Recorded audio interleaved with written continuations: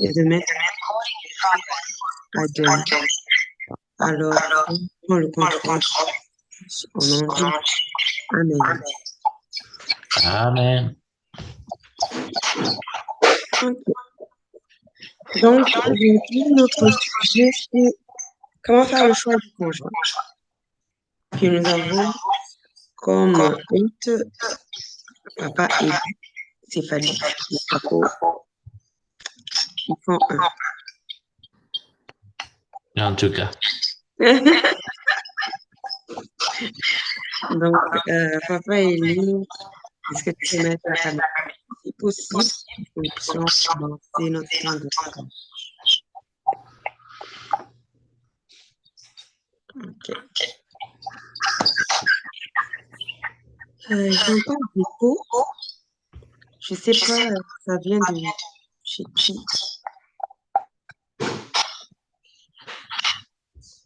Bien, vous êtes deux personnes connectées dans la même salle. Ah. Mais on n'est pas à la même place. Il n'y a personne ici qui est avec quelqu'un. Faut que l'un coupe son son. Ça devient. Ah, Feli, c'est toi. Waouh, comment on va faire ça? Oh. OK. C'est vraiment moi? C'était arrêté? Non, ah, c'est toi. Ah oui, c'est toi. Bon, je pense qu'aujourd'hui, on va supporter ça. Ou encore, je sais pas si tu peux, je sais pas comment tu vas. Est-ce que tu as une autre machine? Ah, aller dans la même salle. Mais on n'est même pas à la même place. Ah, d'accord. On n'est pas à la même place, c'est ça qui est drôle. Coucou, salut!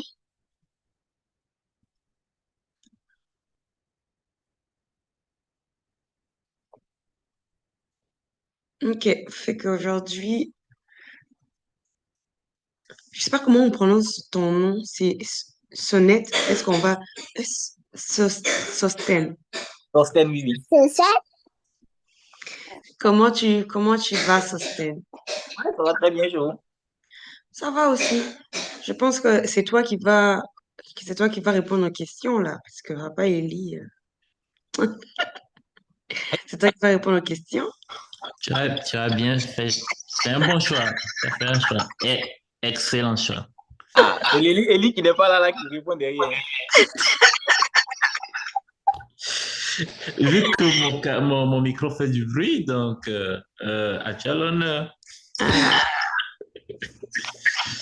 Il n'y a pas qu'une seule personne qui me Exactement. Donc, c'est ce que je me dis, nous allons travailler ensemble dans tous les cas. Donc, Papa Eli, on va continuer. Mais parce que ça compte pas. Je sais pas comment tu fais. Mais ma première question,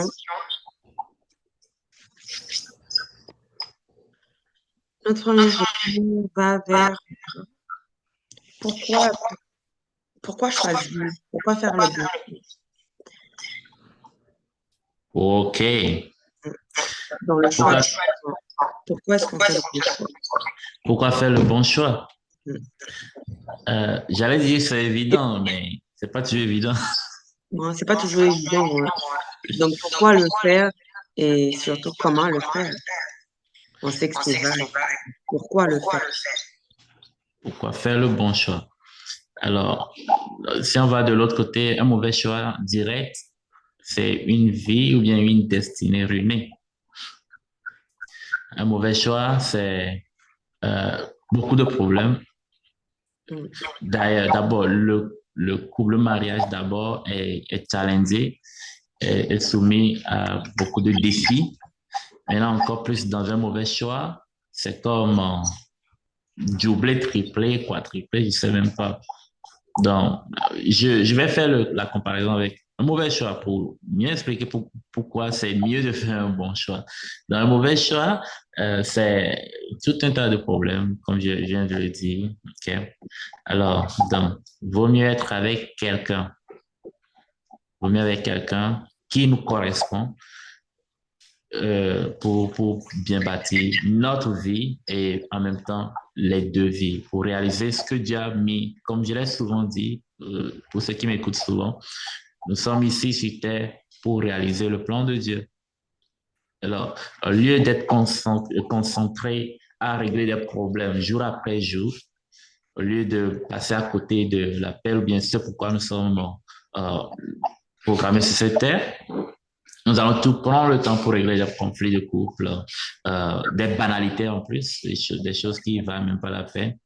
Mais si tu fais le bon choix, tu es avec la personne qui te correspond, vous allez rapidement accomplir le but. La raison pour laquelle Dieu nous a manifesté sur cette terre-là. Donc, bref, c'est carrément pour notre salut. Il faut vraiment faire un bon choix. Alors, la Bible aussi le dit, mauvaise compagnie, vaut mieux être seul que de partager sa vie avec une correleuse ou bien une personne qui te créera des problèmes tout le temps. Donc, la Bible confirme ainsi. Dans le résumé, c'est dans notre intérêt de faire un bon choix. OK. À ce moment, il y a la question de à quoi ressemble un bon choix? Ben, quand tu vois un bon choix, tu le vois, hein, tu le sais. Hein. Quand tu vois Sosten avec sa femme, tu vois c'est une équipe gagnante, quoi. N'est-ce pas, Sosten?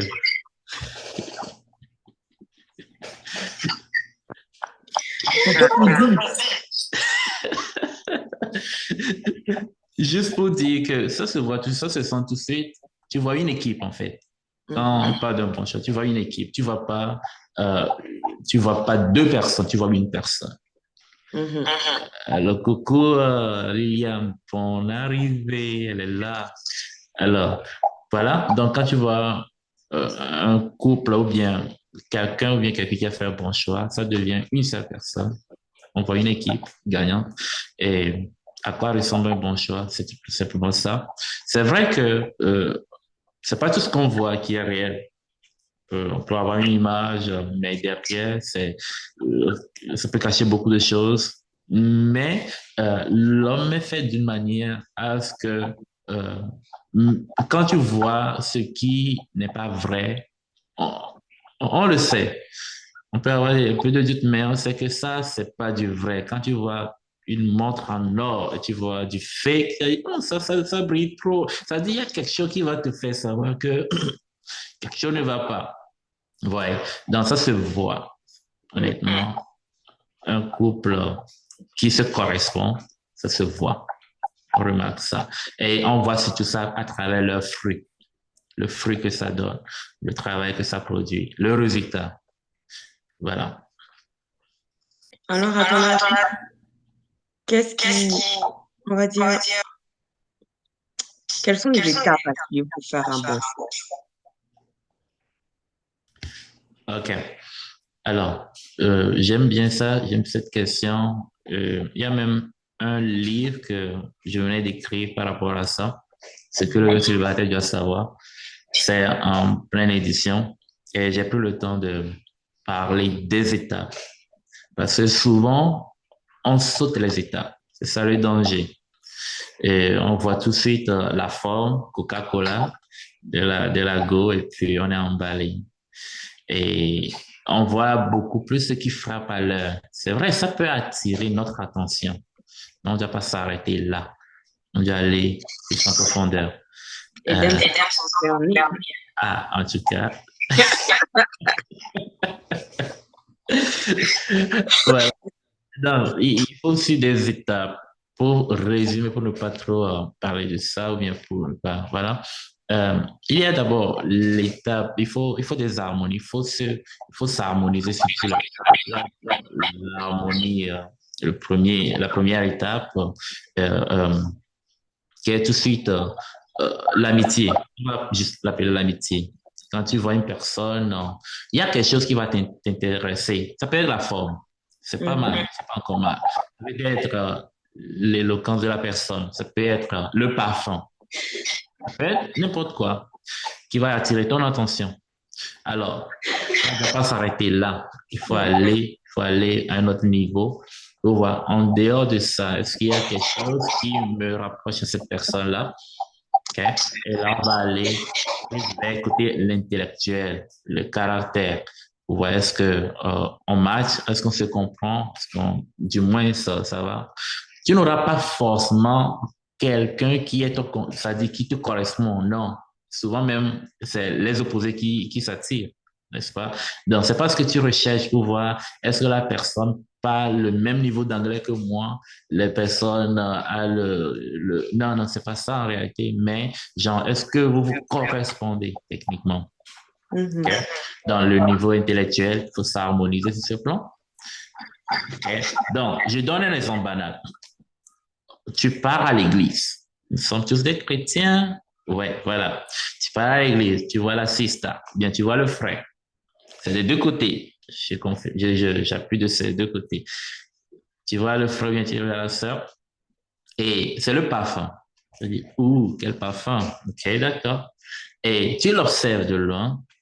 Tu vois, à part le parfum, comment la sœur ou bien le frère se comporte dans l'assemblée, dans la masse, dans le groupe. Et là, tu verras que mais ça va, la personne est respectueuse, la personne est bien rangée, ça correspond à bien une personne bien éduquée. D'accord, un bon point, ça fait deux. Alors, il faut aller plus loin, il faut se rapprocher de cette personne-là. Le rapprochement peut être, frère, je viens de dire, c'est la première fois que je t'ai remarqué ici. Si c'est le frère, tu as remarqué, si c'est la sœur, ben, tu chantes bien, tu es dans la chorale. Hein. À cause de toi, je crois que je dois prendre les cours de chant. Tu fais le rapprochement. Ben, très simplement. On dirait que je donne les techniques de drague. Hein. Bon, on y va. Ça en a tout l'air.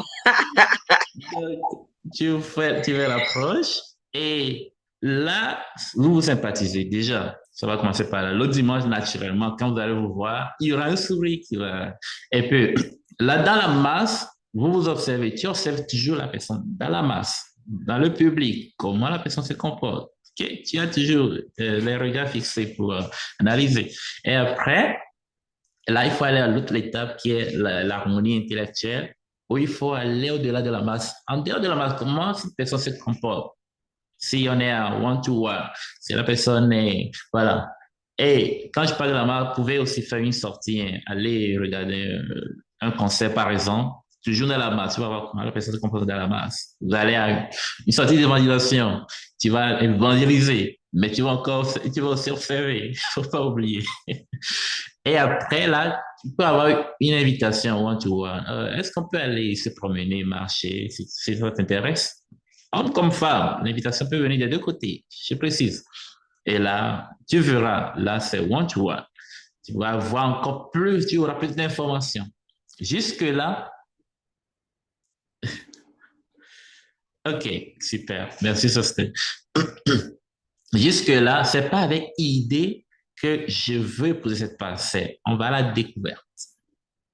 C'est important. Mais si dès l'entrée, le parfum t'intéresse, tu dis, ah ça, je la vois comme un futur femme de mon futur mari, c'est gâché.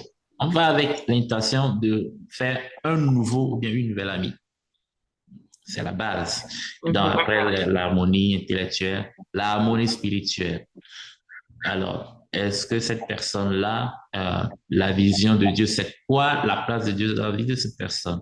Et avec toutes ces étapes-là, on ira maintenant vers la décision. La décision, on va confronter tout ça là devant Dieu. On ne se connaît pas, je ne me connais pas 100%. Naturellement, c'est prétentieux de dire je connais Sarah, ou bien je connais Sosten, c'est vraiment prétentieux. Donc, on va vers Dieu pour dire, bon, voilà ce que moi je vois. Père, qu'est-ce que toi tu me dis? Qu'est-ce que tu vois? Et on aura une confirmation. Avec tout cela, on peut voir tout faux tout au long de la processus, mais Dieu te dira, va plus loin. Il y a quelque chose là-bas. Ouais. Et avec cette conviction divine, on pose la question ou bien on prend la décision de voir si on est au même niveau parce que forcément l'autre aussi sera, enfin, vous allez pouvoir vous ajuster, faire la demande de cheminement. Est-ce qu'on peut aller plus loin pour mieux se connaître? Et l'état de cheminement également, c'est un autre niveau de travail En cheminement, on s'observe. Et si ça passe, on va au fiançailles. Fiançailles, on travaille sur soi. Chacun travaille sur soi, on se prépare. Et maintenant, dans le mariage, on est prêt pour affronter les challenges. C'est le temps des épreuves. Donc, si tu bats les étapes dans le mariage plus tard, les challenges, bien les épreuves auxquelles on sera confronté, on va avoir beaucoup de mal à tête. Voilà un peu pour résumer. Ça, c'était une D'accord. ajouter et avec plaisir. Ah, ah. OK. En fait, moi, je voulais juste partir un peu dès le début. OK. Parce que ce à quoi j'ai pensé quand tu poses la question, c'est... Oh, attends. OK. On pense qu'il avait peut-être écrit ses questions et puis qu'il est en train de vérifier. C'est toi. Allô? Oui, Sosten. Oui. Donc, ce que je voulais dire pour moi, c'est dans le début. Tu vas dans un marché et tout, et puis tu veux choisir une chaussure. La première chose qu'il faut connaître, c'est quoi ta pointure, en fait. Mhm. Donc, il y a, pour moi, en fait, bien choisi, c'est au départ, est-ce que je me connais? Parce que sinon, on risque de choisir un truc qui ne colle pas. OK. Donc, c'est le travail qu'on fait d'abord sur soi. C'est vraiment la préparation pour dire est-ce que je suis prêt à maintenant aller choisir ou bien peut-être c'est pas le moment, j'ai des choses à traiter à mon niveau et tout. Donc, c'est le Mhm. premier point que je voulais aborder. Et le deuxième point, c'est donc quand on regarde le mariage de Adam et Ève, on se rend compte que Adam, d'abord Dieu lui a donné un travail avant de faire venir Ève. Mhm. Donc, dans la connaissance, il y a le point important qui est ce que tu appelais à faire quoi en fait? Qu'est-ce que tu sais de ta personne? C'est quoi le plan de Dieu pour ta vie? En fait, tu dois avoir une certaine connaissance de toi-même où tu vas avant de choisir quelqu'un pour t'accompagner dans ce chemin-là. Et Exact. puis, si c'est volet de la femme, je ne sais pas si là on passe seulement que des hommes, mais au niveau de la femme, elle va rencontrer Dieu avant de rencontrer Adam en fait. Donc, c'est plutôt elle qui, dans sa relation avec Dieu, comment est-ce qu'elle aussi se prépare pour que quand le Adam vient, elle puisse déjà, en fait, elle aussi sélectionner, parce que chacun fait un choix. L'homme va peut-être proposer, mais la femme accepte, en fait.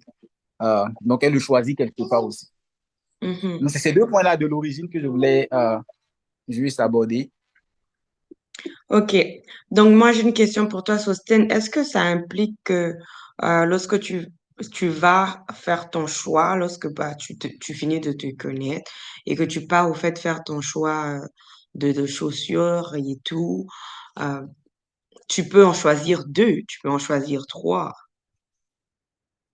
Oui, forcément, je pense qu'en fait, quand tu connais ta pointure de chaussures, déjà, ça limite. Parce que dans un magasin, non seulement il y a les modèles de chaussures, et puis il y a les pointures. Donc, pour moi, je dirais la pointure, ça te spécifie c'est quoi en termes de taille, en fait, tu vois. Et Mhm. maintenant, à la fin, comme on marie une seule personne, c'est dans ces tailles-là que tu vas sélectionner. Au moins, c'est un premier tri qui est fait à la base.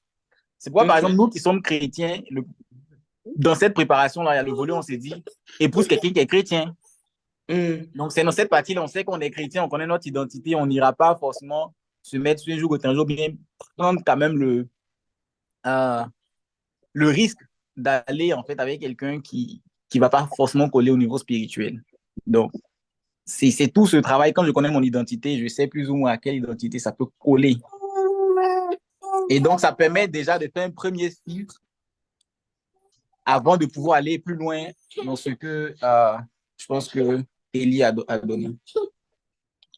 Mais tu n'as pas répondu à ma question. Est-ce que je peux, en ce moment-là, vu que je connais ma pointure, acheter deux, trois chaussures dans le magasin? Non, non, moi, je suis pas d'avis. Pour moi, un De choix, la c'est un même choix. pointure. Non, c'est ce que je dis. Pour moi, un choix, c'est un choix. C'est-à-dire que quand je me connais, je peux savoir, par exemple, si dans l'église, il y a trois, quatre sœurs qui rentrent en fait dans mon canevas et tout, avant, je peux peut-être les regarder de loin. Je peux peut-être essayer de discuter un peu, voilà, la mentalité de chacun et tout. Ça, c'est pas un péché en soi. Mais à partir Mhm. du moment où je décide vraiment de me dire, bon, je vais partir avec celle-là, vraiment, je fais du verrouillage. C'est vraiment un ciblage.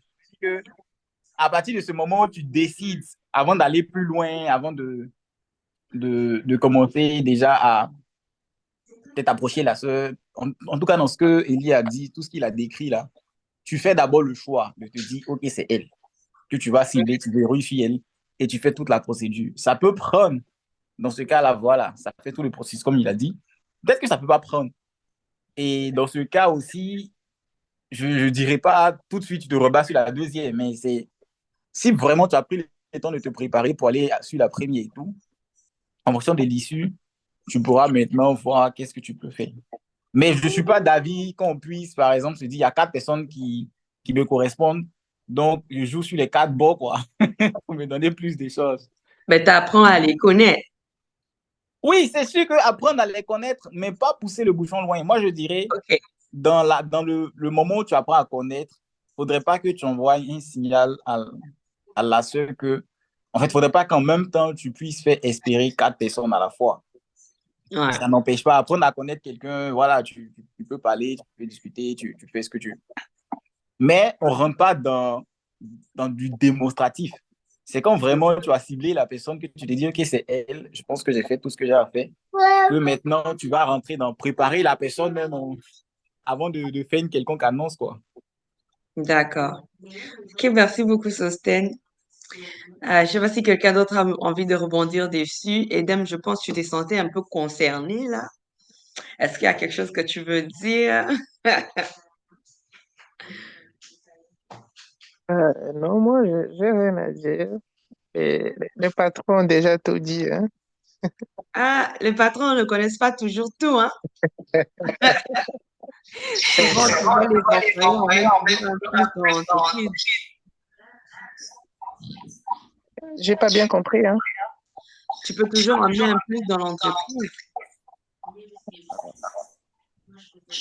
Quand même, c'est OK pour moi.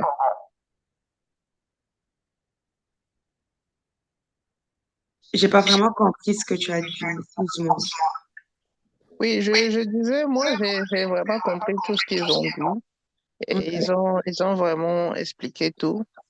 Mais dans le sens que moi, ce que je peux ajouter, c'est que ce que Ellie était en train de dire, c'est juste euh, comme le frère Sostel a dit, tu connais ta pointure, tu peux apprendre à les connaître, genre discuter juste pour savoir si c'est vraiment, vraiment ce qui est pour toi, en fait, le caractère, en fait.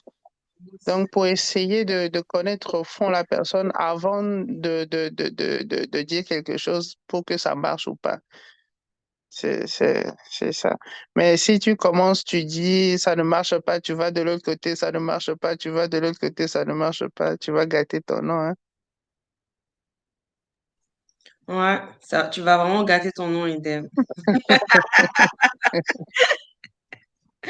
Yeah, merci beaucoup pour ton apport. Euh, Papa Eli, est-ce que tu vas ajouter quelque chose ou on va continuer? Non, pas ajouter quelque chose, mais tu vas gâter ton nom, tu auras une réputation, tu auras un titre. C'est dit, tu vas à l'église là où il n'y a pas beaucoup de gens, c'est fini pour toi. Voilà. Donc, effectivement, merci beaucoup, Sosten. Naturellement. Et puis, j'aimerais aussi enchérir la connaissance de soi ne s'arrête pas juste au début. Ça continue. Parce que plus tu découvres l'autre, tu te découvres toi. Mm. Tu découvres l'autre, tu te découvres. Et ça fait que vous allez toujours vous ajuster jusqu'à la fin, naturellement. Donc, c'est très, très vrai. Voilà. OK. Alors, moi, je vais poursuivre avec la question de est-ce que le syndrome destiné existe? Mhm. Mhm. OK. Alors, On déjà, entend parler de ça, conjoint destiné. On arrive à se poser la question, est-ce que c'est seulement un titre ou alors ça existe? déjà, il faut d'abord comprendre ce qu'on appelle conjoint de destinée. Qu'est-ce qu'on attend par là? Qu'est-ce que tu veux? Donc, je te retourne la question. Pour toi, conjoint de destinée veut dire quoi? Ça veut dire, parce qu'il y a des courants de pensée qui disent la côte. Donc, ça veut dire, c'est l'âme sœur, voilà, le bon terme, c'est l'âme sœur. Donc, toi, Sarah, il y a ton âme sœur quelque part, et si tu te maries pas avec cette personne-là, c'est que tu as fait mauvais choix, et c'est cette personne qui est ton partenaire de destinée, ainsi de suite. Il y a des courants. Donc, qu'est-ce qu'on veut mettre concrètement dans conjoint de destinée, là? Qu'est-ce qu'on veut mettre dedans? C'est ça qu'il faut d'abord définir. Bon, moi, je pose une question parce que c'est quelque chose qui est tellement revenu. Moi, moi, quand j'entends conjoint de destinée, j'ai l'impression que c'est une personne bien faite pour toi et que ça change pas. Et du coup, non. Mais en même temps, pourquoi j'ai posé cette question-là pour avoir ton avis? C'est parce que pour moi, je pense que ça n'existe pas. Non. Parce que je ne pense pas qu'il y a une personne qui vient donner pour toi et c'est fini. Parce que moi, je pense que dès le moment où le Seigneur a parlé, le Seigneur peut dire oui sur quelqu'un qui peut venir, non, Seigneur, est-ce que tu vois Eden? Comment tu le trouves pour moi et tout. Après, le Seigneur donne son avis, au fait, parce que le Seigneur ne nous impose pas une personne. Donc, dès le moment où le Seigneur ne nous impose pas une personne et qu'il donne son avis pour me dire, OK, la personne ira bien avec toi, moi, je pense qu'il n'existe pas de conjoint destiné. Parce que ça veut dire que je peux aussi emmener quelqu'un d'autre qui ait le même caractéristique ou encore une autre personne, parce qu'il peut y arriver aussi que Eden puisse s'écarter de la volonté de Dieu. Donc, ça veut dire que je suis coincée, non? Ou bien, au pire des cas, la personne décède. Donc, voilà. Donc, c'est pourquoi je dis il faut vraiment qu'on comprenne ce qu'on appelle conjoint de destinée. OK? Il y a des courants de pensée, c'est divers. Donc, sur ce point, ça rejoint l'exemple que j'ai donné. C'est comme l'âme sœur. Et on dit, voilà, telle personne, c'est la personne qui te correspond, c'est avec cette personne que tu dois te marier. Et ça j'aime bien l'illustration de Dr. Atoms qui a bien expliqué ça. J'ai beaucoup aimé. Il disait, ça venait de la mythologie grecque. Dans le temps, comme on disait, les dieux et les hommes se côtoyaient. Et enfin, que l'homme, en fait, la femme et l'homme étaient une seule chair, une seule personne. Et après, quand il y a la séparation, voilà, l'homme s'est séparé, la femme s'est séparée. Donc, du coup, il faut trouver dans tout l'univers ton âme sœur qui doit être quelque part. Avec le détachement des dieux et des humains. Et bon, pour ne pas aller trop loin, il expliquait ça. Ça vient carrément de cette mythologie-là. Et l'idée de l'âme sœur est créée. Qu'il faut trouver cette personne avec qui tu étais dès le départ pour pouvoir pleinement être bien. Et c'est naturellement ça, c'est une erreur, c'est vraiment pas ça en réalité. Et il continue par dire, s'il était chinois, qu'il allait épouser Nadège chinoise. Donc, sa Nadège sera chinoise, mais ce serait Nadège. Ça veut dire qu'il y a un type, le type où il y a le genre de personne qui va vraiment avec lui.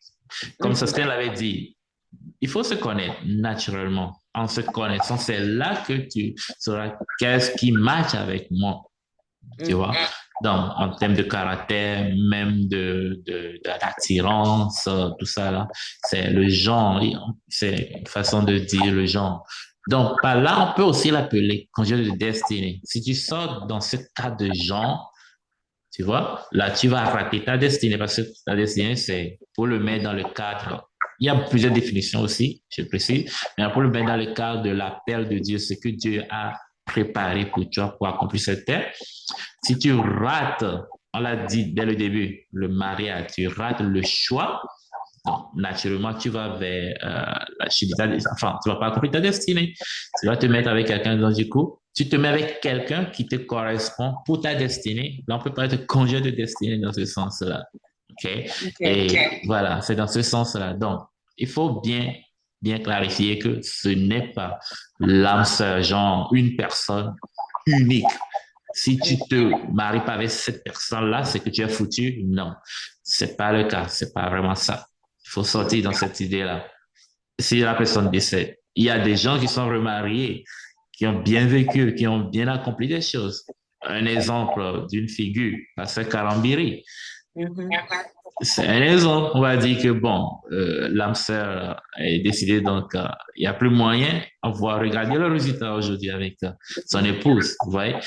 Donc, naturellement, c'est le genre, il y a le type de personne avec qui tu peux te mettre, OK, pour que ça marche. Mais c'est pourquoi j'ai beaucoup aimé l'intervention de Sostin qui m'a rappelé ce côté-là. C'est très important. Tu dois te connaître pour pouvoir savoir le type de personne qui te correspond. Mhm. Voilà. Ok. Est-ce que, puisque quand tu as parlé des étapes de choix, des étapes de suivre, tu as parlé peut-être de consulter Dieu. Alors, lorsque quand tu consultes Dieu et que il peut t'y arriver que tu consultes Dieu et que le Seigneur te dit, OK, bah, c'est la bonne personne. Parce que là, on va dans les cas de figure où, euh, je, bon, en tout cas, Dieu dit c'est la bonne personne. Edem, par exemple, il va y consulter Dieu, Dieu dit c'est la bonne personne. Et ensuite, Edem va parler à la sista, puis la sista dit non. Qu'est-ce qu'il doit faire? OK. Donc, je crois que je vais continuer d'enseigner mon technique de drague. Ça continue. Mais oui, naturellement, ça ne s'arrête pas là. Parce que toi, tu es convaincu. Comme on dit, tout ce qu'on fait sans conviction devient péché. Donc, quand tu es convaincu que c'est ça, ben, il faut foncer. Pourquoi s'arrêter? Il ne faut pas lâcher l'affaire. Il faut montrer à l'assistant que, ben, écoute, moi, je sais que c'est toi. J'aime les témoignages des gens audacieux qui, dès le début, ils disent, bon, toi, tu deviendras ma femme. Il y a des gens qui font ça. Et puis, au finish, ça se réalise. Je ne sais pas si vous avez écouté ce genre de témoignages. Et c'est ça, dès le départ, dit, toi, tu te prends pour qui? Tu es trop prétentieux, toi. C'est comme ça que ça commence.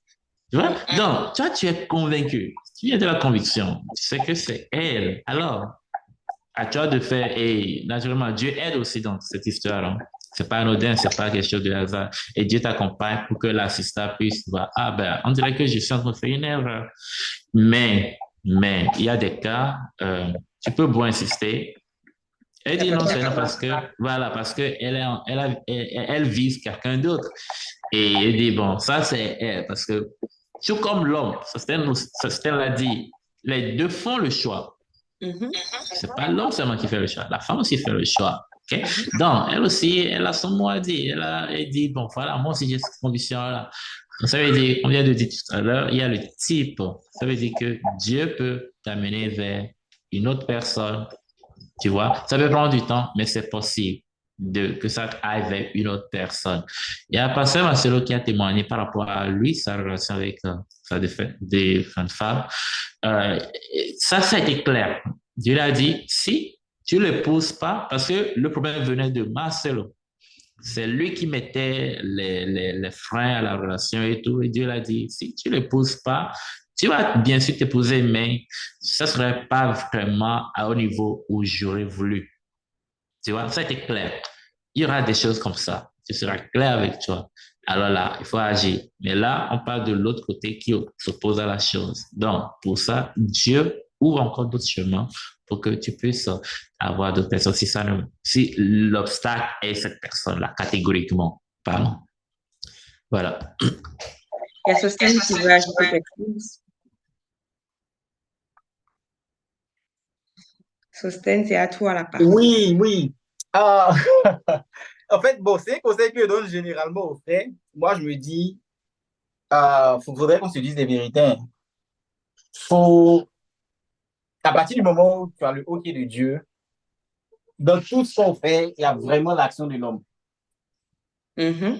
Donc, même si Dieu te dit, allez, tu feras ça, il faut mettre l'intelligence, il faut mettre la manière. Donc, c'est pas parce que les sœurs sont chrétiennes qu'il ne faudrait pas peut-être les conquérir ou bien, voilà, si vous voulez, dans le monde, on dira draguer ou tout. Je ne parle pas de la manière dont les hommes font et tout ça, mais pour moi, il y a la manière d'approcher. Donc, déjà, il faut connaître la sœur, elle est dans quelle situation de sa vie. Parce qu'il y a des sœurs, par exemple, peut-être que quelqu'un a brisé son cœur, peut-être qu'elle n'est pas encore prête et tout ça, je vais lui parler tout de suite, c'est un non-croissant réfléchi. Donc, il y a vraiment cette période où tu sais que tu as verrouillé, tu la veux, ou tu prends le temps de la préparer. Tu dois pouvoir te rassurer qu'elle est vraiment aussi dans son temps. C'est pas parce que toi, tu es prêt que ça doit fonctionner. C'est ça. Elle doit être prête quelque part. Et ça, tu dois pouvoir sentir le moment. Tu dois te rassurer que tu la connais suffisamment pour voir aussi peut-être les atouts que tu mets en avant. À partir du moment où Dieu t'a dit, OK, tu viens pas, tu sais que tu t'habilles de manière bigarrée, alors que la sœur, elle aime vraiment le style. Tu es obligé de quelque part soigner ça un peu avant d'y aller, parce que sinon, on va te cataloguer simplement sur une question de style. Donc, pour moi, quand tu as le OK de Dieu, il y a la manière d'approcher, il y a la manière d'aborder la sœur, il y a peut-être les qualités que tu mets en avant. Parce que parfois, tu ne travailles pas. Et la sœur se projette, mais attends, on va cheminer, c'est comment et tout. Mais si elle voit en toi quelqu'un qui est intelligent, quelqu'un qui a des projets, quelqu'un qui voit loin, quelqu'un qui a une vision et tout, c'est forcément ces qualités-là que tu mettras en avant dans un premier temps. Parce que tu ne travailles pas en fait. Donc, tu es obligé de combler quelque chose. Et je dirais que pour moi, c'est tout ce trajet-là que peut-être dans le monde, les gens appellent la drague, que tu es obligé de faire avec élégance et tout. Et plusieurs personnes diront que, bon, ils ont parlé à la sœur une première fois, elle a refusé. Et ils se sont rendus compte que peut-être c'était à cause d'ici, c'était à cause de ça. Ils sont partis prier le Seigneur. La sœur elle-même, après, était disposée à revenir. Donc, je veux dire aux gens, parfois dans l'église, on voit et les gens, chaud, ils viennent, ils parlent, on leur dit non, ils s'en vont. Et puis, 2 mois après, on voit qu'ils sont en train de pointer sur nos personnes. Déjà, même, tu envoies un message selon lequel tu ne l'avais pas sélectionné parmi des milliers de femmes. Parce qu'elle se dit que c'est peut-être, tu as pris comme ça au hasard, tu as pioché. Donc, pour moi, c'est, je sélectionne la personne, je me prépare, je vois la position de la sœur, je vois est-ce que le moment il est propice. Je parle, je mets en avant mes atouts. Je suis prêt à patienter sa réponse. Si elle me dit non dans un premier temps, je peux même peut-être la relancer pour dire continue de prier le Seigneur et tout. Et puis, avant vraiment que ce soit un non, non, non de ce non pour bouger, quoi. Il faut dire aussi que si jamais la soeur elle fait pas le choix, là, par exemple, si elle se remarie, c'est pas la peine de dire non, tu es appelé à être avec moi, donc tu vas revenir, tu vas divorcer. Non. Dieu tient compte de la volonté des hommes, donc ça peut arriver que Dieu te dise OK, et puis la sœur aille se remarier, voilà, tu passes à autre chose. Mais j'insiste, en fait, il faudrait se donner le temps pour conquérir la personne, en fait, parce que sinon, on risque de recevoir un non pour des trucs qui n'ont pas de sens parce qu'on ne s'est pas préparé soi-même. OK. Mais est-ce que vous êtes, comment je peux dire, figé sur le fait que c'est seulement l'homme qui doit faire le pas ou la femme peut aussi le faire? Ça, c'est bon, mais c'est... Bon, je vais répondre rapidement. D'accord. Non, pour moi, l'enseignement qu'on a reçu à l'église, c'est ça, on va se dire, c'est l'homme qui fait le pas. Après, n'empêche que parfois, la sœur, si elle-même elle est intéressée, tout ça va se sentir. Mais ce qu'on dit aux sœurs, c'est que les hommes étant généralement des chasseurs, si tu montres trop à l'homme, bien si tu viens lui dire, ouais, je suis amoureux de toi et tout, tu viens le draguer, tu prends des risques que le gars, en fait, il te positionne quelque part et il continue à le chercher en se disant, si j'ai rien, comme elle est déjà disponible pour moi, je viendrai la prendre. Donc, il y a un énorme risque pour la femme de faire le premier pas. Mais ça n'empêche pas que si, par exemple, l'homme a découvert que la femme, elle est amoureuse de lui, ou bien il y a des trucs comme ça, c'est vraiment la manière pour la femme de ne pas être démonstrative qui fera qu'il va se dire, bon, peut-être qu'elle est prédisposée, mais c'est pas quelqu'un qui dépend trop de moi, qui est prête à tout, je peux la gérer comme je veux et tout. Donc, moi, j'aurais dit, quand on découvre que peut-être la femme est amoureuse en premier, ça ne change rien. Mais que la femme aille faire ce travail-là de l'homme, de conquérir l'homme en question, c'est un gros risque qu'elle prend. Et moi, je conseille en fait d'éviter ça. OK. Mais le risque que tu es en train de me citer là, l'homme aussi le prend. Oui, mais c'est ça, parce qu'on n'est pas pareil. OK. On n'est pas pareil, en fait. L'homme, par nature, il est conquérant. Et c'est pourquoi je dis que dans le process, pour moi, l'homme, il va conquérir la femme. Et l'homme, il choisit avant d'aller. Tu vois, l'homme, il choisit la femme, il la verrouille, il va la conquérir. Et maintenant, la femme, elle a le choix maintenant de choisir l'homme au deuxième niveau quand l'homme vient à elle.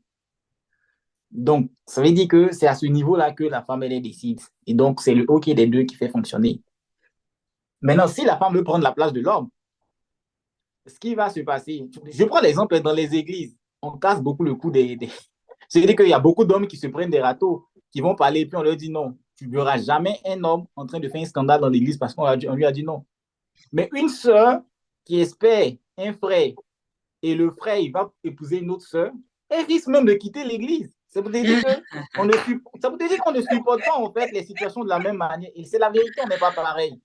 Ok. Donc, quand on dit ça, c'est protéger les sœurs. Parce qu'on sait que si vous vous impliquez dans des trucs et que ça ne marche pas, c'est beaucoup pour vous en fait de détacher l'âme. Alors que l'homme, comme par nature, il est chasseur, il s'est dit s'il a raté la cible, bah ça fait mal, mais la vie continue quoi. Yeah. Donc, il faut tenir compte des différences entre les gens et c'est par rapport à ça qu'on peut donner des conseils en fait. Maintenant, Donc, chacun les femmes, elles mettent trop les organes, quoi. Mais c'est la nature, en fait. Je dis, c'est la nature de l'homme. C'est pareil, c'est comme à l'église, les femmes sont plus sensibles que les hommes. Même si tu verras qu'il y a beaucoup d'hommes qui sont pasteurs, mais les femmes ont naturellement une sensibilité par rapport à l'esprit, que ce soit même dans le monde ou bien dans l'église, parce que dans le monde, tu verras les plus grands féticheurs, soit les chefs sont des hommes, mais celles qui sont beaucoup sensibles, c'est les femmes. C'est vrai. Donc, dans notre nature, on a des choses qu'on est appelé à faire, des choses qu'on est appelé à supporter par rapport aux autres. Et ça, on est obligé de tenir compte de cela, quoi. On ne peut pas faire autre. Ok, merci beaucoup, Sousten. Est-ce que quelqu'un d'autre voulait rebondir dessus? Moi, je vais Liliane. Liliane?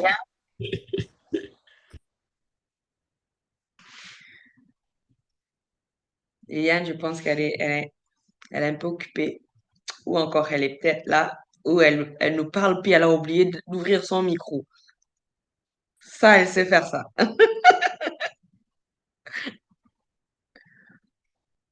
En attendant que Liliane arrive, en Oui. tout cas, c'est ça. Hein. Dès le début, comme je disais également dans mon exemple, la femme peut commencer. C'est-à-dire, elle a un mot à dire. C'est pas seulement l'homme qui a le dernier mot. Les deux ont un mot à dire.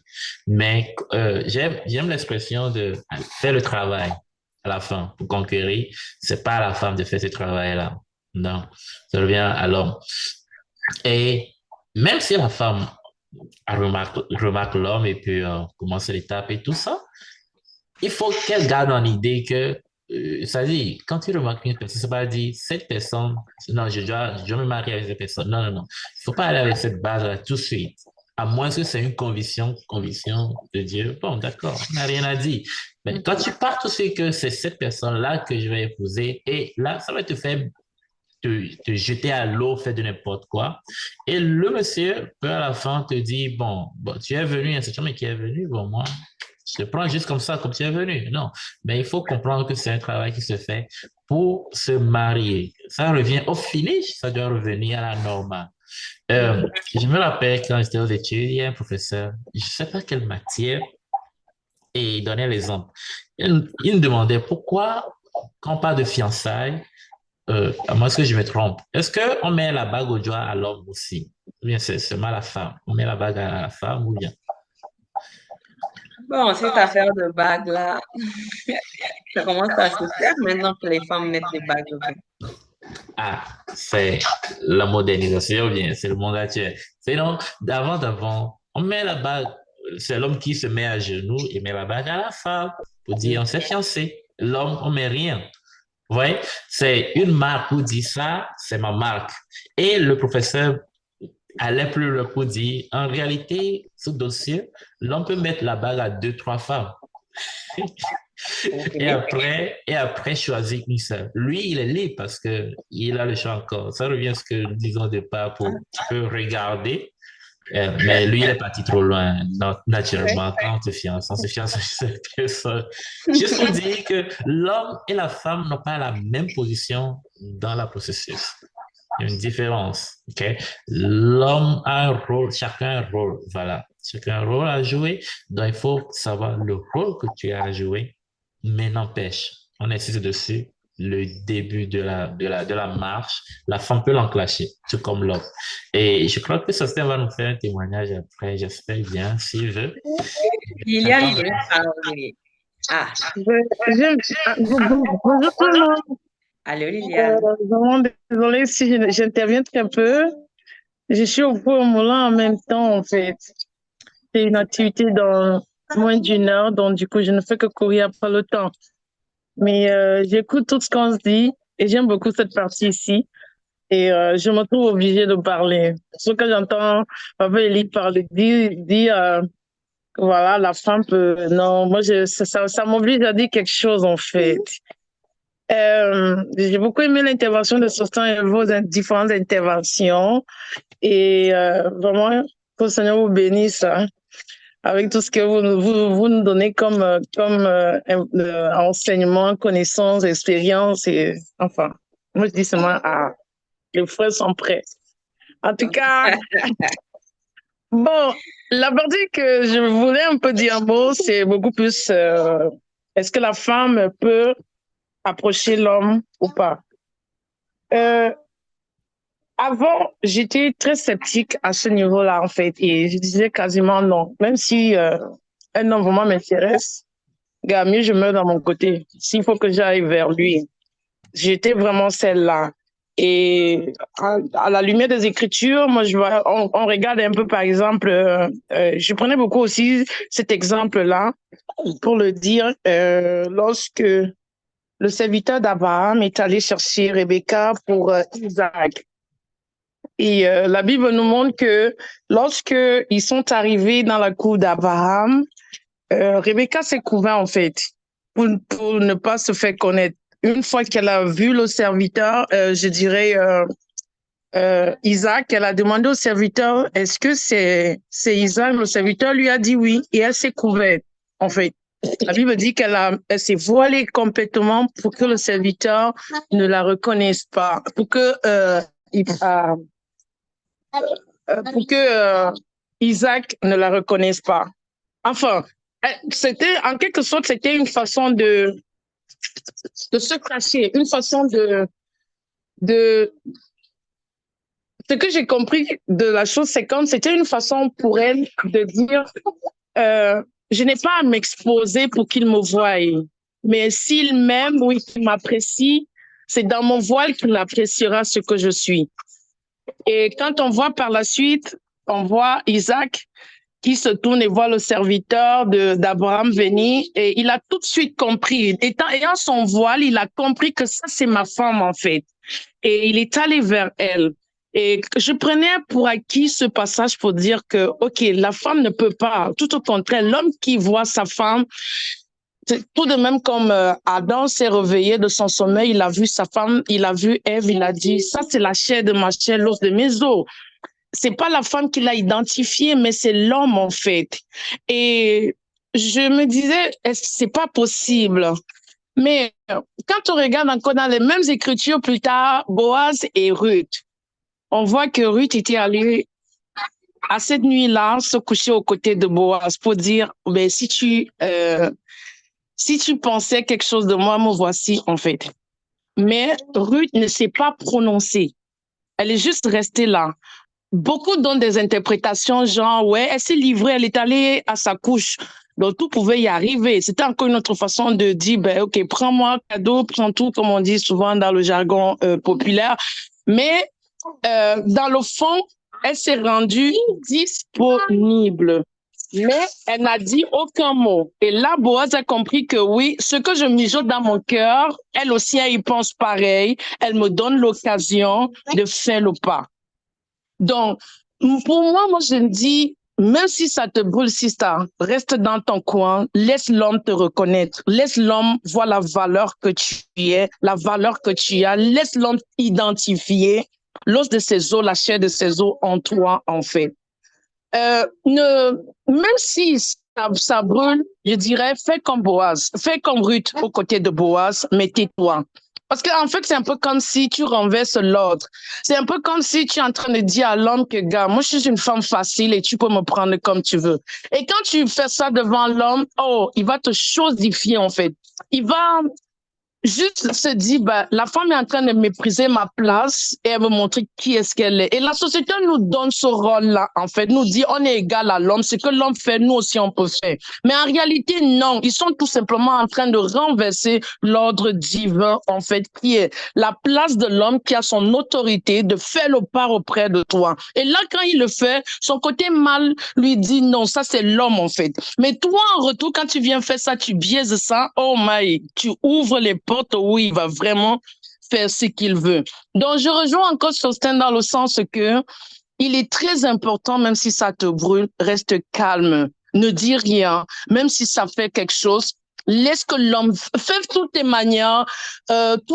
J'écoutais maman Maudit, Ève certainement tournait aux côtés d'Adam et faisait ses petites manières de femme sexy façon là. Et c'est là que ben, elle était juste en train d'illustrer le truc en fait. Et c'est l'homme là. Ève l'a vu et dit, la femme est belle, hein, et assise. Oui, fais ça, mais ne déclare pas, en fait. Laisse-le déclarer ce qu'il a déclaré et joue son rôle d'homme. Et je suis encore contre, parce qu'aujourd'hui, la société nous montre encore que cette égalité de sexe fait en sorte que la femme, j'ai même vu des vidéos où la femme pose son genou au sol et donne la bague à l'homme. J'en ai vu ça, plein de vidéos comme ça, et ils acclament chacun son, en fait. Ça, c'est un piège encore, comme j'ai dit, de tomber dans ce renversement de rôle divin que le Père a déjà établi. La place de l'homme est là, la place de la femme est là. Il faut vraiment pas entrer dans ce jeu-là. Même dans l'église, on voit ça où la fille dit, ben, le gars me plaît, j'ai prié et puis le Seigneur m'a dit, il y a des moments où je suis encore de celles qui suis encore très sceptique que toi, la femme, tu as prié, Dieu t'a dit que ça, c'est ton homme, en fait. Parce que quand on observe les Écritures, on se rend compte que c'est toujours l'homme qui identifie d'abord sa femme et prend le soin de travailler là-dessus. Et quand il va vers la femme, il ouvre les yeux de la femme que, donc, il y a quelque chose qui peut se passer. Et c'est là maintenant que la femme commence à y penser. Mais si c'est la femme qui dit, Dieu m'a dit, ou j'ai fait un songe où j'étais vu, c'était mon mari, ou le Saint-Esprit m'a dit, je suis beaucoup trop sceptique. Je ne sais pas si c'est réel. Je sais que beaucoup me disent souvent que non, ça peut arriver. Mais je suis parfois très sceptique là-dessus parce que je me dis, c'est à la femme, à l'homme d'identifier son homme, en fait. Donc voilà là où le petit i que je voulais compléter là-dessus, ben, je me tais. Merci. Ok, bon, ça réveille quand même d'autres questions. Je vois que Sosten aussi a levé pour continuer, pour apporter quelque chose. Même j'en ai vu des couples où la femme a fait le premier pas pour enfin, faire connaître ses sentiments. Mais après, c'est vrai que c'est l'homme qui a fini par demander la main de la femme parce que ils ont appris à se connaître. Mais la femme a abordé l'homme et puis elle a fait connaître que voilà, tiens, tu me plais, que j'aimerais qu'on apprenne à se connaître et tout. Mais dans le cheminement, plus tard, c'est l'homme qui a demandé sa main et aujourd'hui, le couple va très bien. Donc, moi, je sais pas trop. Et ils sont dans le Seigneur et ils servent Dieu. Donc, moi, je sais pas trop un peu de ce côté-là. Je suis un peu sceptique de ce côté-là. Mais merci pour votre rapport. Sosten, qu'est-ce que tu veux nous dire? Ok. Et on va Bon, poursuivre après. moi j'aimerais qu'on fasse une. J'aime bien ça, en fait, de faire la différence entre ce qui est un principe de Dieu et puis ce qui est les règles. Vous voyez. Mhm. Le principe de Dieu, c'est. Le Seigneur va dire, par exemple, un homme ne va pas avec un homme, une femme ne va pas avec une femme. En fait, Dieu n'a pas mis un principe biblique selon lequel si une femme aborde un homme, alors le mariage ne va pas réussir. Il ne faudrait pas Mhm. qu'on arrive là. Maintenant, les règles, c'est quoi? Les règles, c'est comment les hommes vont régir là, le groupe dans lequel ils se retrouvent pour pouvoir arriver, en fait, à respecter le principe de Dieu. Et ce dont on parle ici pour l'approche, c'est vraiment une sorte de règle qui découle peut-être de comment on a vu les choses se faire. Et pour moi, je dis, ça faut le dire, en fait, c'est pour protéger les femmes. Après, c'est pourquoi j'ai abordé la notion de risque. Ça veut dire Mhm. que tu peux te marier, tu peux être la femme, aller conquérir l'homme et tout, te marier, ça va réussir. On ne dit pas que d'office, ça plante le mariage. Mais le risque que tu prends, il est énorme. C'est comme les gens, par exemple, qui vont marier des gens qui sont non chrétiens. J'ai vu des personnes témoigner et de dire que c'était un gars dans mon école, moi, j'étais converti, je l'ai pris, on s'est marié, ça n'allait pas. Après, Dieu m'a dit, sois une femme soumise, et puis je l'ai transformé, il s'est converti après. Oui, on va dire que par ton mariage, tu as gagné le frère. Mais ce que tu as vécu jusque-là, et la probabilité que le frère soit gagné est très faible. Donc, à l'église, on va te dire, évite-le. Ça ne dit pas d'office que si tu maries un inconverti, il n'y a pas de probabilité qu'il se convertisse ou bien que votre couple ne réussisse pas. Vous voyez. Donc, je pense qu'ici, il faut faire la nuance entre les règles qu'on va donner pour vraiment éviter de prendre des risques inutiles et puis c'est qu'est la parole de Dieu. La deuxième chose, pour moi, c'est ce que je voulais aborder, que je pense qu'elle vient d'en parler tout de suite, c'est la partie glanée que Ruth a eue. Généralement, les moments dans l'église, parce que c'est ça, hein, les femmes se sont plaintes, les soeurs se sont plaintes chez les mamans pour dire, ah, on nous a dit de ne pas parler, mais le frère, il est convaincu, je suis convaincu, il est là, il a peur. Il y a des frères même, ils vont te dire, tant qu'ils n'ont pas le doctorat, ils n'ont pas 10 ans d'expérience, ils ne prennent pas une femme, tant qu'il n'a pas acheté sa maison. Donc, les soeurs, à un moment donné, on dit, c'est comme si notre vie dépendait des hommes. Et dans ce cas-là, qu'est-ce qu'on fait? Généralement, les mamans vont donner des conseils, en fait, sur le glanage que Ruth a fait. C'est dit que la sœur, dans sa manière de faire, en fait, voilà, je pense que vous savez, on vous donne des conseils de comment vous pouvez vous tenir aussi, comment vous pouvez peut-être envoyer des clins d'œil aux frères sans forcément montrer que vous êtes totalement acquis à lui.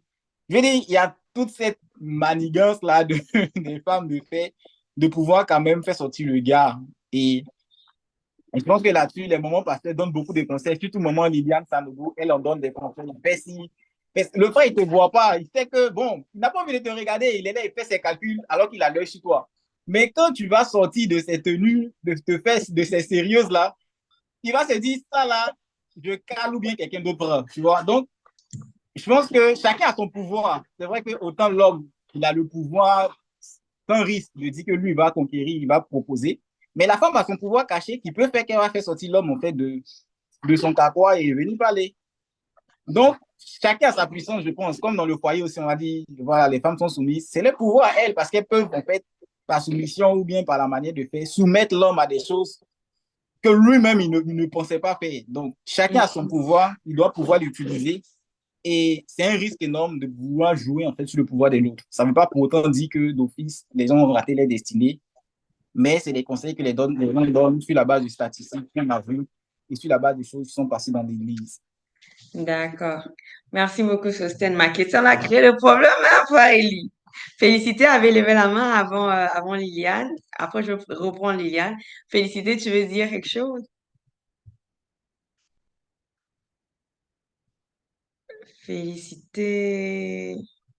Peut-être c'est pas ton nom. Oui, allô, bonjour tout le Allô? monde. Oui, bonjour. Effectivement, je voulais intervenir un tout petit peu, mais je ne sais pas si c'est trop pertinent ce que j'ai à dire. Oh, c'est Et un apport. parce que la dame, il y a une sœur qui est intervenue tantôt et puis disait que c'est à l'homme de déclarer. Je voulais juste de poser la question de savoir, qu'allons-nous dire alors des hommes mal intentionnés qui déclarent? Parce que l'homme déclare, oui, mais ce n'est pas tous les hommes qui déclarent ayant de bonnes intentions. Il y a des hommes mal intentionnés qui déclarent aussi. Et pour ces hommes-là, est-ce qu'on peut dire aussi qu'ils ont trouvé? Bon, c'était la question que je voulais poser. Et puis, de deux, je voulais aussi dire, oui, c'est pour protéger la femme quand on dit que c'est l'homme qui doit faire le premier pas. Je n'en disconviens pas, mais et dire que la femme va quitter l'église quand l'homme va dire non, c'est là que ça cloche un peu dans ma tête parce que une femme mature qui sait ce qu'elle cherche, quand l'homme lui dit non, je trouve qu'elle doit plutôt être heureuse parce que l'homme lui a dit non, que de lui dire oui et puis de la tromper par la suite. Mais c'est pas pour autant quitter l'église parce que un monsieur qui te plaît bien, tu l'abordes et puis il te dit non. Bon, ça aussi, bon, ça veut dire que la femme même n'était même pas encore prête pour le mariage. Parce que de la même manière, la femme peut dire non à un monsieur. De cette même manière, un monsieur peut dire non à la femme, s'il est honnête. il pouvait dire oui et puis, bon, te mener là où tu ne voulais pas. Donc, c'était les 2 points sur lesquels je voulais intervenir. Bon, excusez-moi si c'est pas trop pertinent. Ah, c'est pertinent, ça va de ta compréhension. Mais c'est vrai que quand il a dit quitter l'Église, il parlait du fait que nous, les femmes, c'est vrai on met beaucoup d'organes dans nos implications. Lorsqu'on commence quelque chose, la plupart du temps, on se met à fond. Et la plupart du temps, les femmes, en général, ne supportent pas beaucoup, comment je vais dire, les grosses émotions, les gros chocs. Et il a dit ça pour dire, par exemple, il peut y arriver que, vu le fait qu'elle s'est fait rejeter, il peut y arriver qu'elle quitte l'Église, vu on va souvent sur le coup de l'émotion. C'est un peu sur ce point-là qu'il était en train de le dire. Mais merci beaucoup pour ton apport. Et je pense qu'elle a répondu sur une question. Liliane, tu vas y répondre parce que, ouais, moi aussi, je suis personnellement d'avis que la femme, pourquoi pas, elle doit aborder, parce qu'on a quand même vu des femmes qui ont abordé, mais ça ne veut pas dire qu'elles ont demandé la main de l'homme, et puis que ça a quand même bien marché. Donc, ils sont dans le Seigneur. Donc, est-ce que eux, ils ont biaisé quelque chose? Moi, je pense pas. Moi, personnellement, je pense pas, parce que si ça a réussi, donc ils ont rien biaisé. Donc, OK, voyons merci, Sarah. Euh, voir. si je peux, quelqu'un voulait parler. J'ai Non, compris qui s'y c'était à plaît. toi. OK. Euh, la première question enfin, il y a une chose, pour ma petite expérience dans le foyer, il y a une chose que j'ai envie de dire, c'est que lorsque l'ordre des choses est renversé, même si c'est quelque chose d'assez subtil, tu vas le vivre. Ne regardez pas le beau de dehors là. Vous vous dites, on a atteint la finalité, mais il y a le vécu dans le foyer qui est contrairement, qui est tout autre chose en fait, que vous, à l'extérieur, vous ne le voyez pas. Et le vécu de l'extérieur est beaucoup déterminante en fonction des fondements qui se sont faits dès l'instant où vous vous êtes connus en fait. Si vous vous êtes connus, voilà, les faits et gestes et tout ceci, c'est ça qui détermine comment la continuité des choses jusque dans ton foyer. Alors si tu as présenté à l'homme que tu es capable de faire ci et faire ça, rassure-toi là, tu vas continuer de prouver ça même dans le foyer, en fait. Il y a certaines choses qu'il va laisser parce qu'il se dit, ah, dès le départ, elle avait fait ci, elle a osé ici, ça veut dire qu'elle peut le faire. Il est un homme, en fait. C'est un être humain, c'est un chrétien, comme tout le monde. Est-ce qu'il le fait exprès? Non, c'est parce que tu lui as déjà montré que ce côté-là peut être biaisé et humainement parlant, lui, il laisse certaines choses tranquillement parce que le départ a été biaisé quelque part. Donc, ne vous dites pas juste que, oh ouais, j'ai vu un homme et puis voilà, et je suis allée vers lui, ça a marché, puis on s'est mariés. Si la finalité, c'est juste parce que vous êtes mariés, non. Il y a autre chose qui entre en ligne de compte. Il y a votre vécu du quotidien, il y a votre... Oh, merci beaucoup. Je ne me rends même pas compte. Moi, je parle, je suis... Merci. Désolée si vous... C'est pas de problème. Sorry, je me rends pas compte parce que je parle juste ça.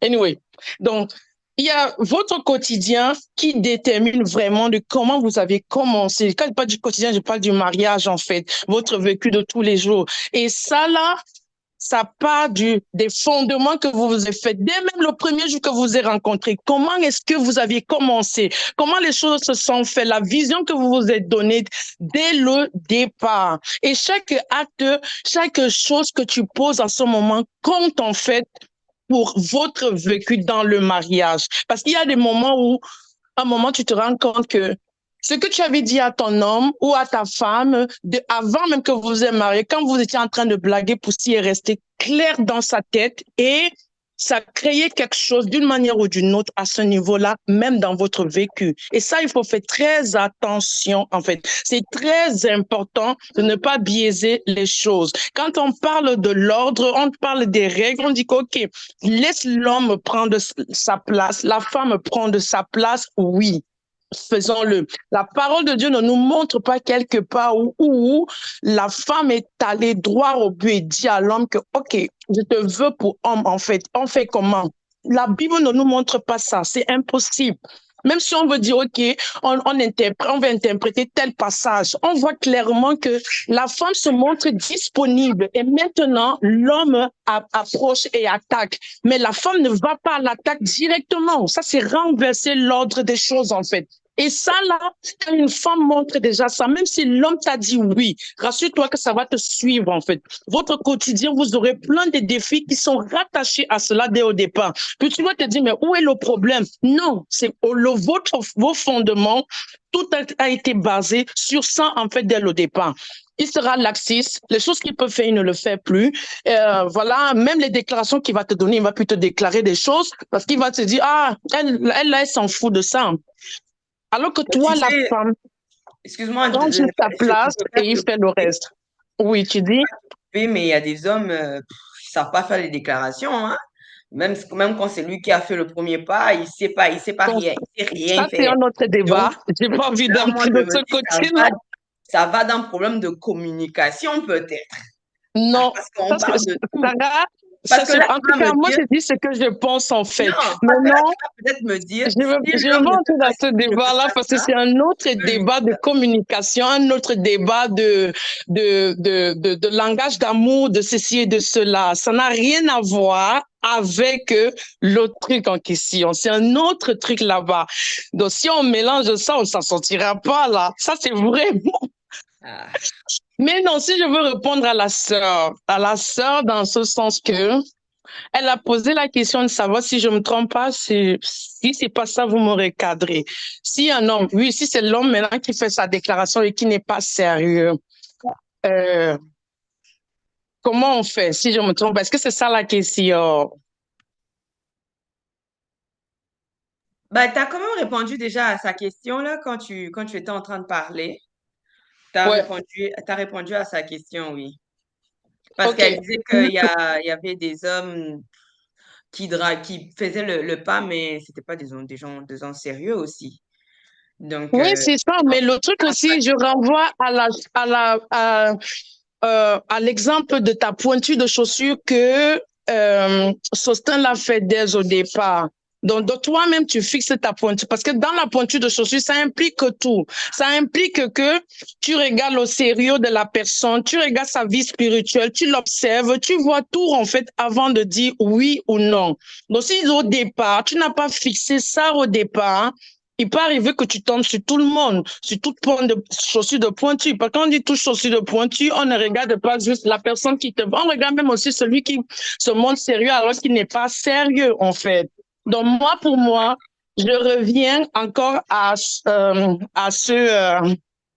exemple de pointure de chaussures dès le départ. Mais non, pour vraiment que question langage d'amour, là, moi, je dis c'est un autre débat. Je ne veux pas entrer dedans parce que ça va nous tirailler alors qu'on va pas y arriver, on va pas voir la question. Donc, vraiment, sorry. Je ferme mon micro, s'il vous plaît. d'accord, ok. Bon, là, comme on est en train de courir un peu sur le temps, Sostène, moi, je vais te donner une autre question à laquelle tu vas répondre parce que ta main est toujours levée. Alors, moi, ma question se porte sur le point où, euh, voilà, vous avez fait votre cheminement. Bon, vous avez fait votre cheminement, le Seigneur est d'accord et tout. Alors, vous arrivez maintenant au point où vous voulez vous lancer et vous marier et les parents ne sont pas d'accord. Qu'est-ce qu'on fait, Sostène? Ah, les parents ne sont pas d'accord. Bon, déjà, moi, je dirais, je déconseille quand c'est dans ce cas de figure-là aux gens de forcer. Si les parents ne sont pas d'accord et puis on dit, bon, on s'en fout, nous, on est chrétiens, on va raconter. C'est sûr que forcément, les parents, ils ont le mot à dire là-dedans. Mhm. Donc, c'est du devoir du couple de, de vraiment travailler à cela. Et première chose, c'est que vous vous dites, si les parents ne sont pas d'accord, on ne va pas aller à l'encontre de leur volonté. Parce que on aura été beau chrétien quand la Bible dit qu'honore ton père et ta mère pour vivre longtemps en fait. Donc, si ton mariage quelque part, tu n'honores pas les parents, tu peux en fait ouvrir des portes au diable. Donc, à partir de ce moment-là, vous vous dites que vous avez en fait à quand même emmener les parents à être d'accord. Donc, vous êtes d'accord pour dire, si ça doit nous prendre du temps, on va patienter, on va travailler à ce que ça change. Ça, c'est le premier point. Le deuxième point, la prière. Parce que parfois, les parents ne sont pas d'accord. Parfois, les gens voient un peu, hein, c'est l'église, les parents ne sont pas convertis, pas et tout. Même parfois, ce sont des gens qui sont convertis et donc le papa, il est pasteur. Il voit que le frère, pour lui, sa fille doit marier peut-être un autre pasteur. Donc, il y a des préjugés humains qu'on peut quand même essayer de mettre devant le Seigneur pour que le Seigneur qui est pour cette union-là puisse régler tout ce qui relève du spirituel. Troisième chose, c'est vraiment la discussion. La discussion, ça peut être des personnes qu'on peut déléguer, ça peut être même les pasteurs qu'on peut faire intervenir. Je sais que, par exemple, à l'église, là, il y a eu un mariage dernièrement, c'était vraiment chaud avec les parents. Il y a eu toutes sortes d'attaques et tout, mais comme ils sont dit que vraiment, on doit avoir la bénédiction des parents, on doit payer la dot et on ne doit pas forcément faire les choses comme on l'entend. Ils ont même fait intervenir, je pense, le pasteur Jacques, qui a dû discuter avec les parents. C'est vrai que quelque part, ils ne sont pas pour. C'est-à-dire que si quelqu'un te dit, lui n'est pas content que tu maries son enfant et tout, c'est son affaire. Mais il doit pouvoir donner son OK, il doit pouvoir prendre la dot. C'est ce qui vous intéresse, en fait. Et donc, les pasteurs ont dû discuter avec la famille qui a accepté la dot finalement. Donc, je pense que on ne peut pas forcément emmener une famille à nous aimer ou bien transformer nos beaux-parents à être d'accord à 100%, venir dans la maison, faire la fête et tout. Mais on doit aller sur le principe de se dire, on est prêt à travailler jusqu'à ce qu'au moins s'ils acceptent la dot, au moins s'ils décident de pouvoir accepter l'union. Et puis après, ce qu'ils vont faire là, on peut le gérer en fait. Donc ça, c'est mon avis personnel. Je sais qu'il y a des gens qui vont se dire, non, on est chrétiens, allez, on se marie et puis on n'en a que faire. Mais je pense que c'est des portes en ouvre parce que il y a forcément en fait une relation. Et je pense que si on est vraiment chrétien, Dieu devrait pouvoir nous donner la sagesse qu'il faut, l'intelligence pour résoudre ces situations et puis aller de l'avant, quoi. OK. Alors ça me ramène à une question que je vous pose, c'est que maintenant, qu'est-ce qu'on doit faire dans le cas où vous êtes chrétien, vous avez fait votre parcours, vous avez fait le Seigneur est d'accord avec vous, vous vous lancez sur votre cheminement, et tout d'un coup, il y a le monsieur qui vient te dire qu'il y a une femme il a engrossé une femme. Qu'est-ce que vous conseillez?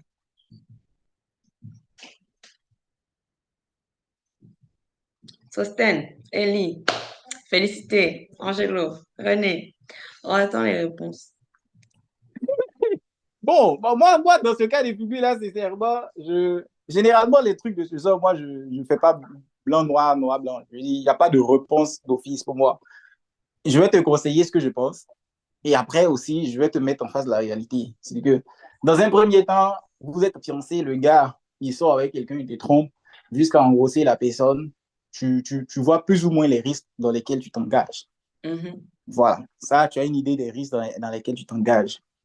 Deuxième chose, c'est, voilà, après les risques, tu les évalues, tu réfléchis, comme la Bible dit, autant du malheur à ce que tu réfléchis. Après, tu vas prier le Seigneur.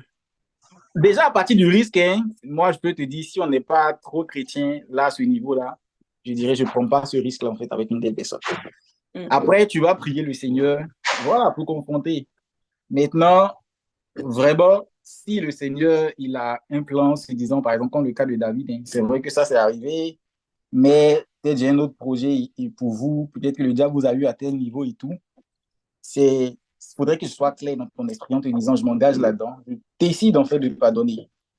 Donc, si Le jamais tu diable dois là est revenir, venu seulement quand l'enfant est arrivé. Est-ce que c'était la seule fois que tu allais le faire puis l'enfant est arrivé? non, mais c'est ce que je dis. Je parle en fait du risque de tromperie parce que c'est pas forcément comme tu le dis une seule fois, tu vois. Donc, pour moi, d'office, je te dirais, le risque est trop énorme, ne le prends pas. Par contre, si je me rends compte que tu te dis, OK, non, le Seigneur t'a dit, voilà, voilà, voilà. Moi, je te dirais, si tu es convaincu de prendre ce risque-là, il faut faire un travail personnel du style, il faut déjà te rassurer que tu n'as pas donné, il faut déjà te rassurer que c'est passé, que tu es prêt à accepter l'enfant et tout. En fait, c'est tout un ensemble de choses qu'il faut valider. Et par rapport à ça, si le chemin il est trop long à parcourir, moi, je conseillerais carrément éviter de rentrer dans ce mariage et puis de passer à autre chose. Voilà. Je laisse toujours une nuance parce qu'avec Dieu, vous savez, parfois, la vie chrétienne, c'est bizarre. On ne peut pas dire non ou oui parce que Dieu agit comme il veut. Donc, c'est pourquoi je donne un conseil de préférence, mais le reste, je dis, s'il y a une directive contraire qui vient de Dieu, il faudrait que tu puisses faire le trajet avec le Seigneur avant de pouvoir s'y engager, quoi. Est-ce que quelqu'un d'autre veut rebondir? Parce que je pense que c'était notre dernière question. Est-ce que quelqu'un d'autre a un apport par rapport à ça?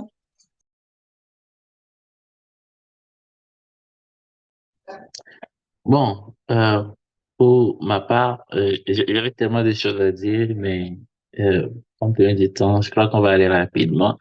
Et pour cette question, comme Sotel a dit, il n'y a pas une formule. On ne peut pas mettre une formule dit en cheminement et l'homme en grosse ou bien la femme. Ça peut être la femme qui tombe enceinte également. C'est de deux côtés. Ou bien, on ne peut pas mettre une formule dit, bon, si ça arrive, il faut rompre. Non, on ne peut pas mettre une formule. Il faut prendre les cas individuellement. Qu'est-ce qui s'est passé? C'est quoi les conditions autour de la chose? Parce que ça peut arriver, mais que vous finissez ensemble. C'est selon moi. OK? Donc, il faut prendre les cas individuellement pour voir les contours de la situation. Comprenez? Et il peut y avoir, par exemple, euh, le monsieur, au dernier moment, s'est engagé avec toi, mais il avait laissé un coup derrière, et puis ça le rattrape. Ouais, ça peut arriver. Tu es comme la femme et ça le rattrape après 3 mois ou bien 4 mois ou bien 5 mois. Il y a des grossesses même cachées qui arrivent. Tu sais pas que tu es enceinte. Bon, voilà. C'est des cas isolés, honnêtement. Mais je me dis, on peut pas mettre une formule pour dire si ça arrive, rompez. Il faut rompre la relation. Il faut arrêter la relation. Non, je pense pas. Faut prendre les cas individuellement. Naturellement, il y a beaucoup de risques. Beaucoup de risques pour voir qu'est-ce qui s'est réellement passé avant de décider. C'est ce que je pense également pour répondre à cette question. J'avais envie de rebondir un peu sur la discussion, il y a la question précédente. Et aussi, Sosten, toujours là, ben, Sosten peut me donner son témoignage. Non, je crois que tu as témoigné à l'église par rapport à toi. Ah oui, Je voulais que il nous parle de ça parce que euh, Hussein, est-ce que ton euh, témoignage va nous aider à clôturer? pour ne pas trop parler de ça, parce que je voulais aussi développer des points, mais ça va nous amener très loin. Donc, si on peut avoir un témoignage, ça va être bien, pourquoi pas? Ça, c'était. Sosten, béni, non? Ça, c'est quelque chose de témoignage. On a dit les témoignages, c'est pour nous, hein, ce n'est pas pour les gens qui le vivent. Ah, d'accord. Ok. D'accord. Bon. Ok. Donc, bon, en fait, pour la petite histoire, moi, j'étais ami avec notre Hélène, qui est ma femme actuellement. Et puis, bah, j'étais engagé, en fait, dans une autre relation qui déjà, en fait, vacillait, se portait pas vraiment très bien. Parce que, et donc, je pense que dans notre, bon, dans la relation amicale qu'on avait et tout, et il est arrivé que, donc elle était tombée amoureuse en premier. Et c'est vrai que je l'avais su, je sais pas si c'était un message, c'était tombé ou bien. Voilà, en tout cas, dans les coulisses, en fait, je l'avais su. Et bon, on en avait discuté. Voilà, on avait discuté parce que pour moi aussi, c'était l'idée de savoir comme, où je mets mes pieds. Parce que si jamais, même si la relation là-bas n'était pas bonne et tout, mieux vaudrait prendre ses distances parce que faut pas donner d'espérer et tout ça. Donc, déjà penser à revoir, c'était quoi le style de relation qu'on avait pour éviter vraiment que d'autres choses arrivent. Et entre-temps, je pense que de l'autre côté, là, c'est bien défini. Je me suis rendu compte que les choses n'allaient pas forcément marcher comme ça, mais comme on se disait, et puis, donc, la relation de l'autre côté a cessé. Et moi, s'il y a une chose qui... C'est vrai que je savais, je me disais quand même, elle était amoureuse et tout. Bon, je pouvais me dire, bon, je la prends pour acquis et puis je regarde ailleurs et tout ça.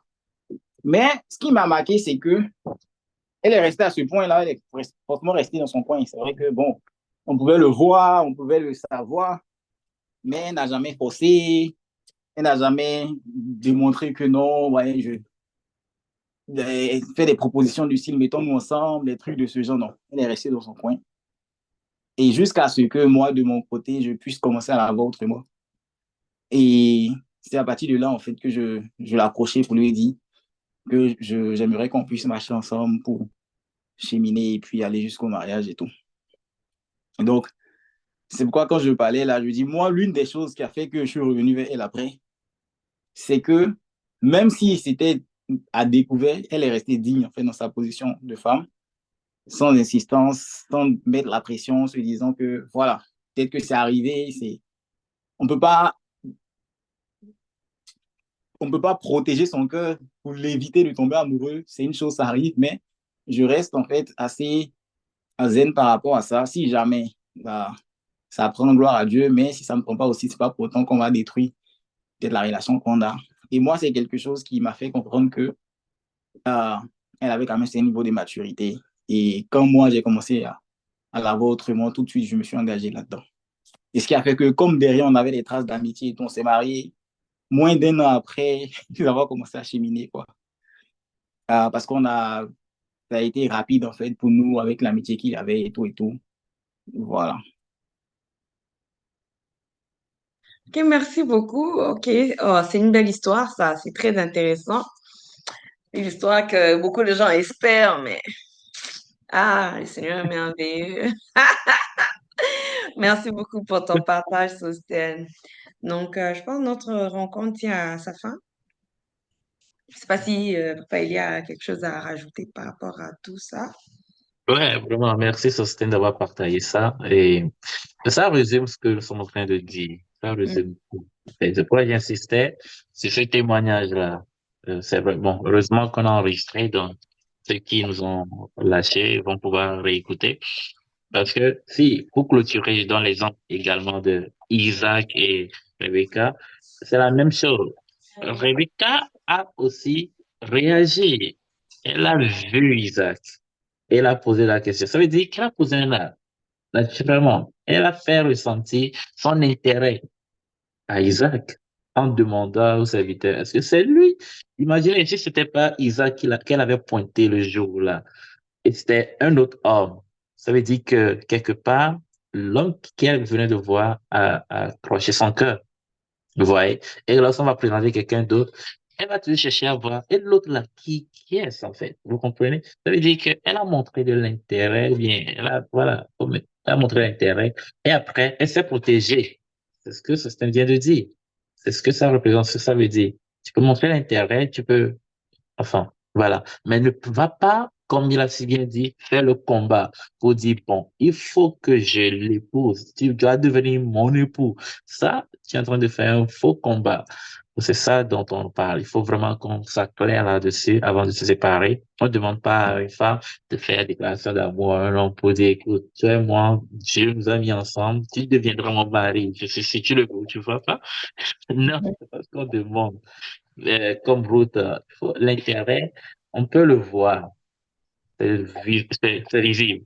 Et je le dis tout le temps, la femme doit comprendre que au finish, elle a une décision également. C'est pas parce que l'homme te plaît ou bien tu vois que c'est la personne qui te correspond que il doit devenir ton mari. Non.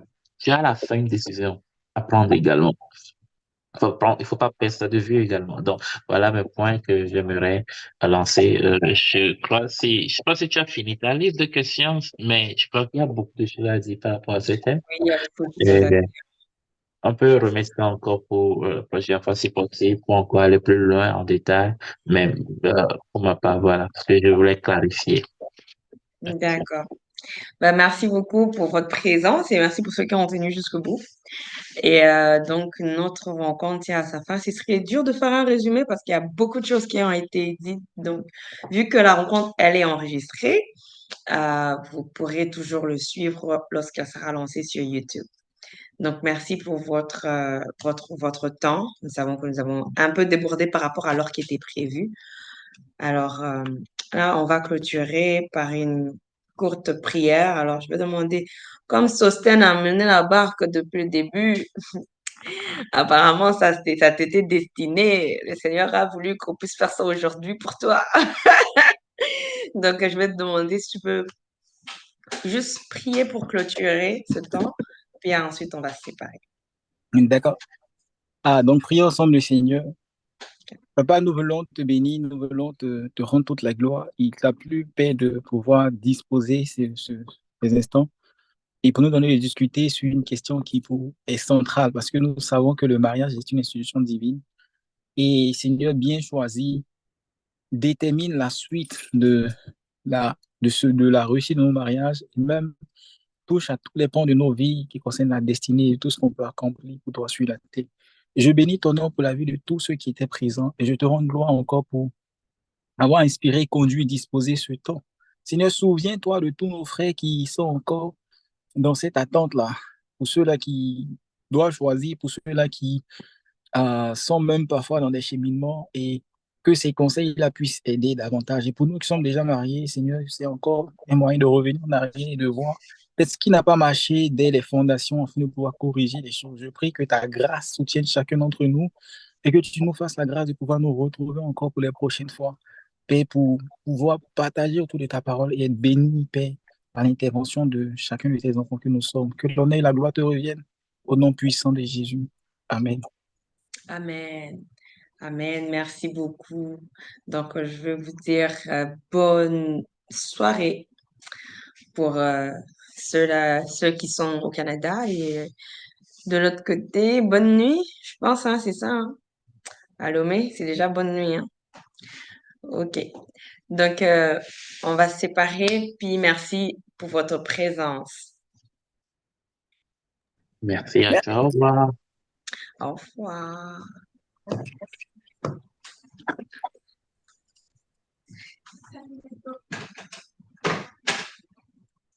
Les gens ne veulent pas se déconnecter. Hein? On veut que ça continue, hein? Faut pas les lire. Pardon, au revoir.